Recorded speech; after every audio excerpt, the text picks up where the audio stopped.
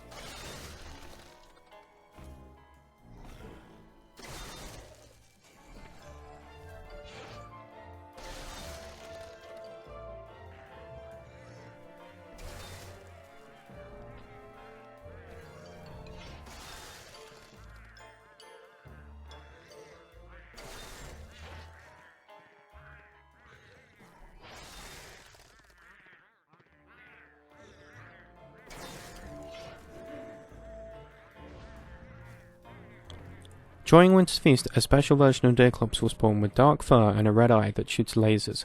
While it retains the Ice Slam attack of the normal version, this laser eye is both a help and a hindrance. It makes Deerclops more dangerous towards players because the laser eye attack is harder to dodge, however it also creates heat, which means it can actually unfreeze frozen things, making it less perilous to other creatures. Also, unlike regular Deerclops, it can destroy normal campfires with its new laser, but does have a big red glow around it at nighttime, meaning you don't need light to fight it. If you want to fight it head on again, it's a similar pattern to before, but it's probably safer to keep it to 3 hits and then retreat and be prepared to run in a capital L shape.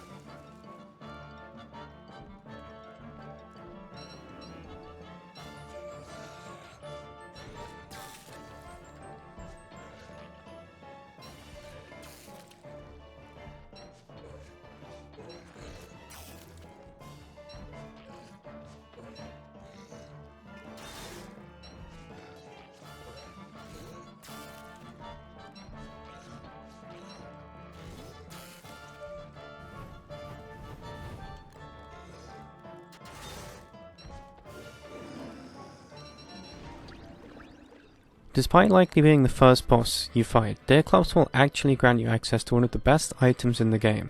With Sideball, you can craft an umbrella, which will prevent you from getting wet and making the next season's spring be so much easier to deal with. Not only does it prevent you from getting wet, it also protects you from the sun, which will be useful for summer, but beware that it doesn't fully protect you from all the effects of summer.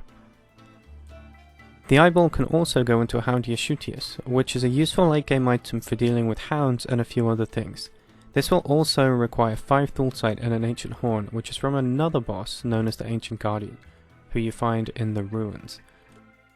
The Winter's Feast version of Deerclops drops a red festive light that can be used for infinite light in a mush cap or glow cap, which are drops from another boss known as Toadstool, who you find in the caves. You also get a figure sketch for a neat statue.